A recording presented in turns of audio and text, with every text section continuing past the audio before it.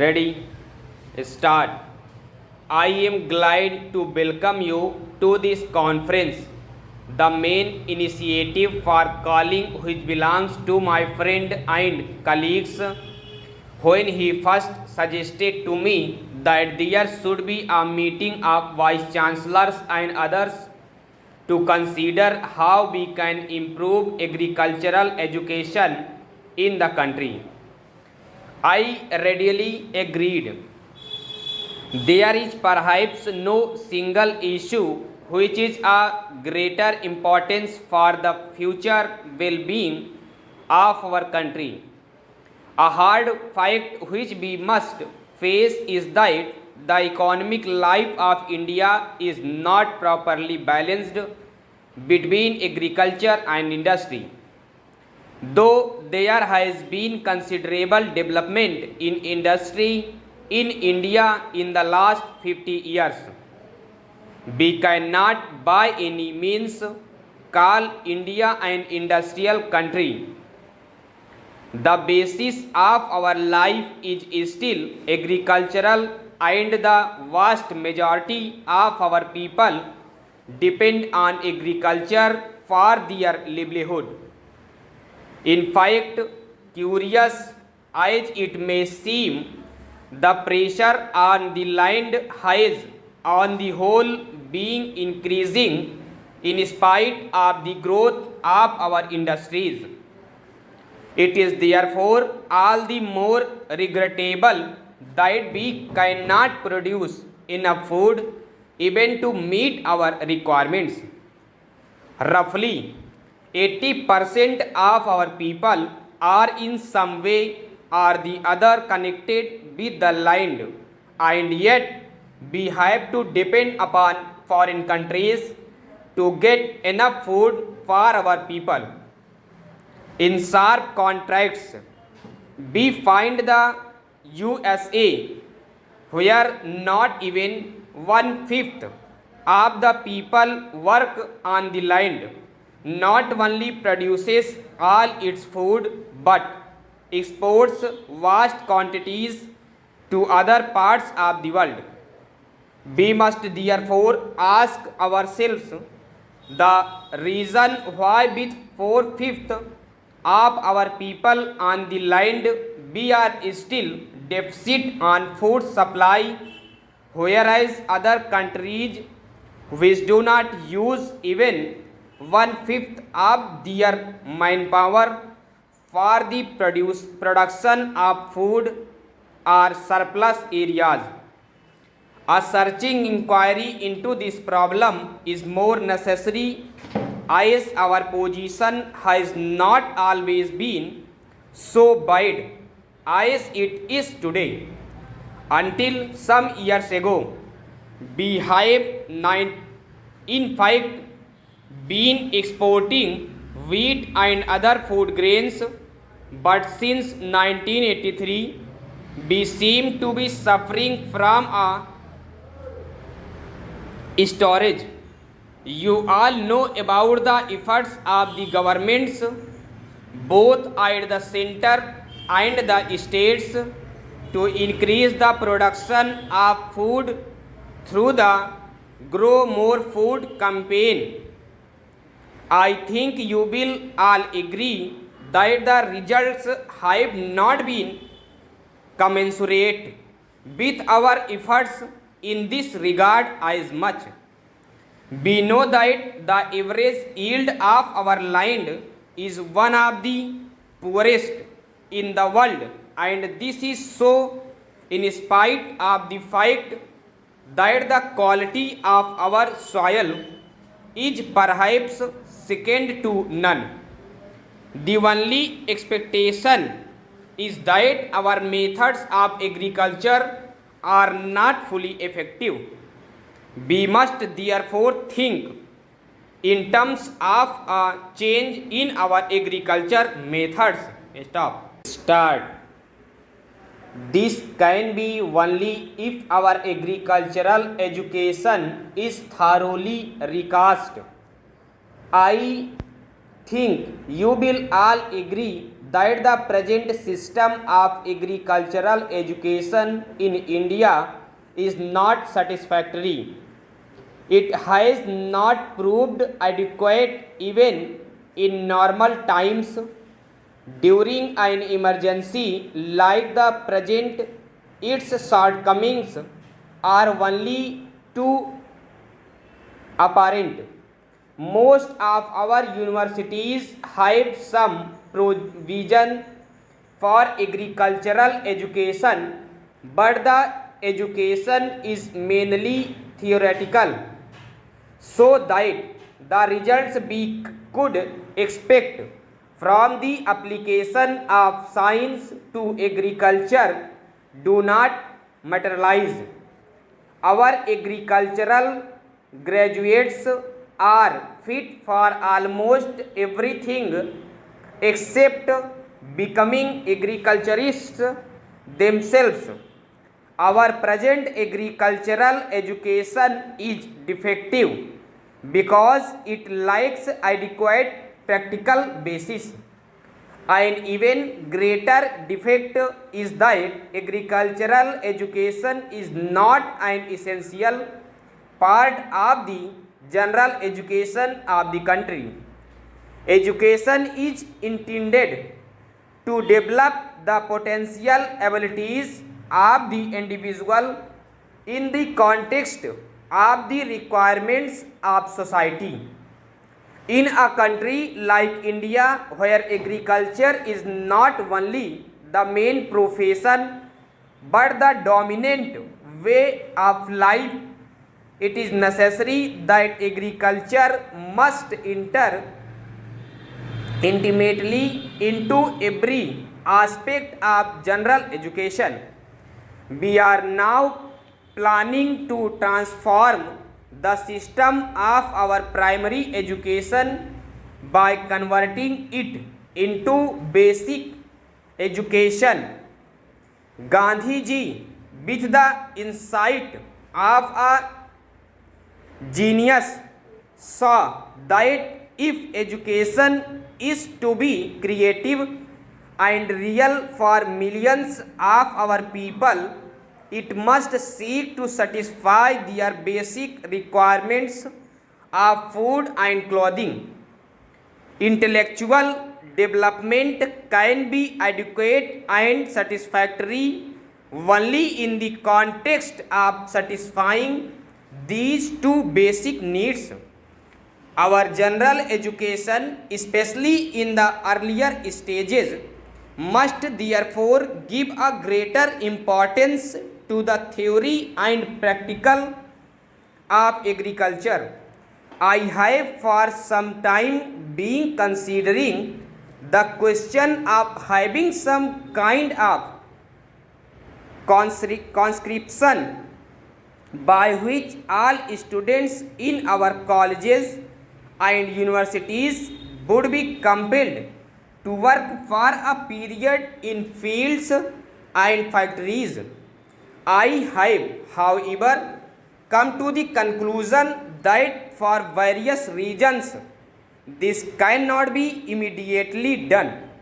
In Western countries, the labor of young people has been effectively and usefully employed, as the problem of these countries is primarily one of shortage of labor. In our country, if there is an excess in anything, it is that of manpower.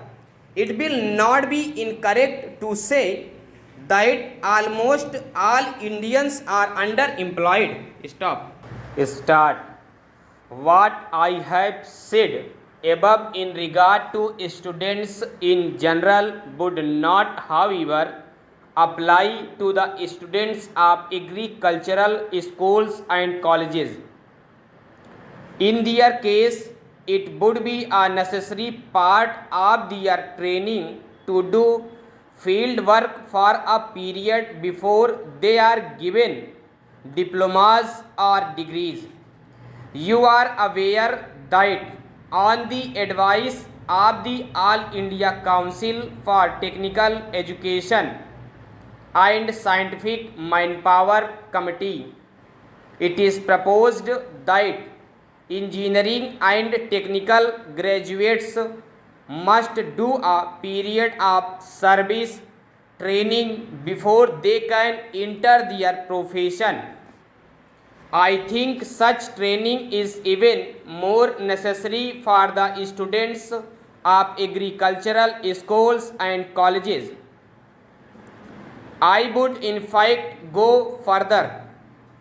While the idea of conscripting students in schools and colleges would be difficult to put into practice, I do not see any reason why colleges and schools in the rural or semi-rural areas should not have an agricultural section attached to them.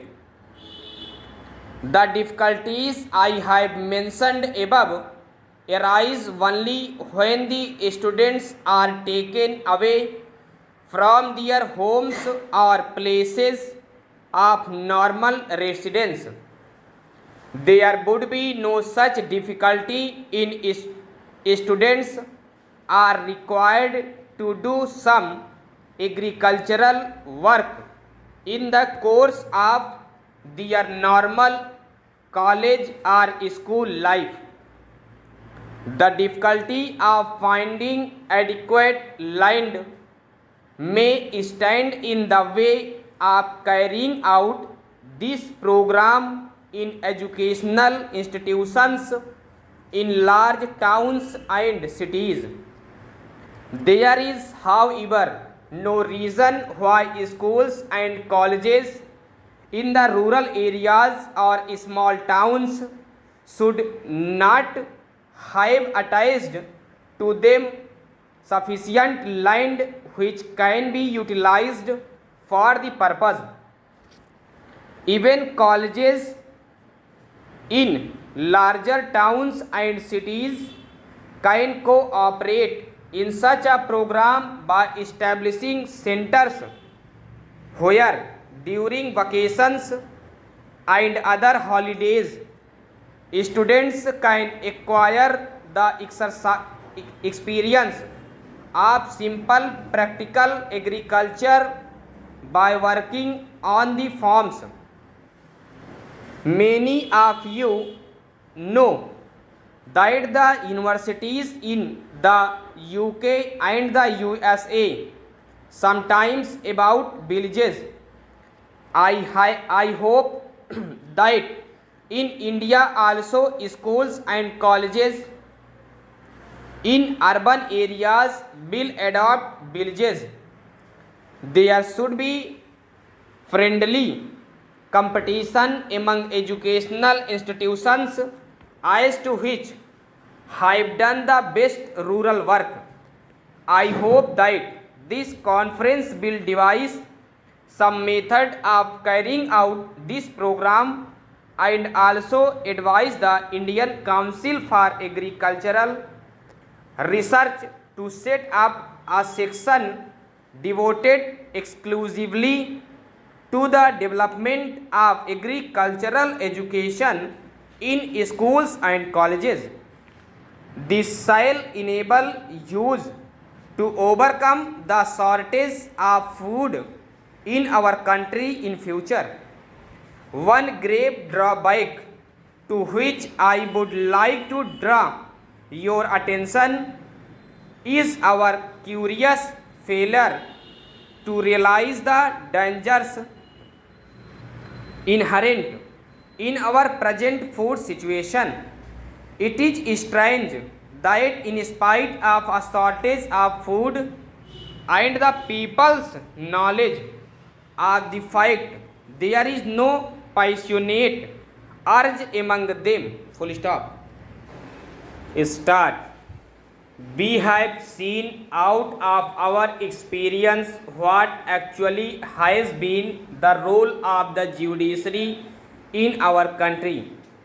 One after the other, the judiciary tried to interrupt the constitution in a manner they wanted to do, and even by one judge's point of view, either in the High Court or Supreme Court, they wanted to uphold that their views were supreme and none else.